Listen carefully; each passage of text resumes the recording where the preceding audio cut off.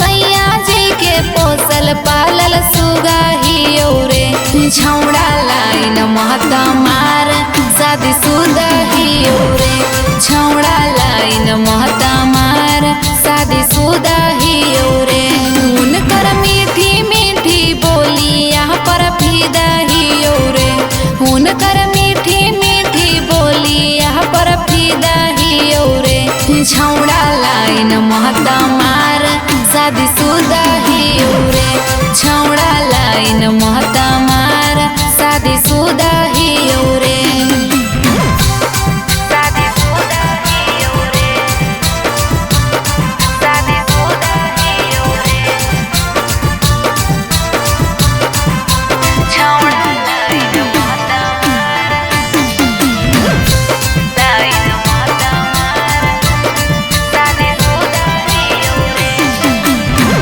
उनकर आगे फेल ह कई पवन खेसारी।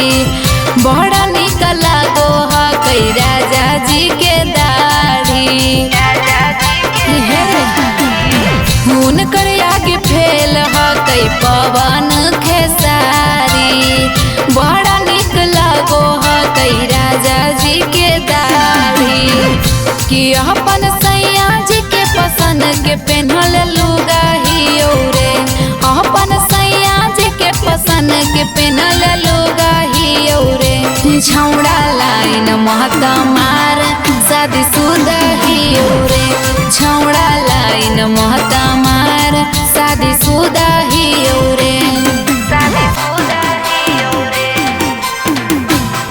शादी सुदा हियो रे। छौड़ा लाइन महत मार लाइन महत मार शादी सुदा हियो रे। बड़ा बड़ा नेता करे उनका परनाम रे। राजा जी पहकै छौड़ा हमारो गुमान रे।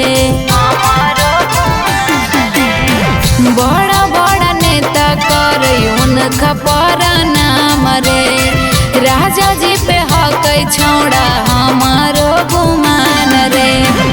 कि कहले राजा जी पर निछावर कई बीघा हियो रे।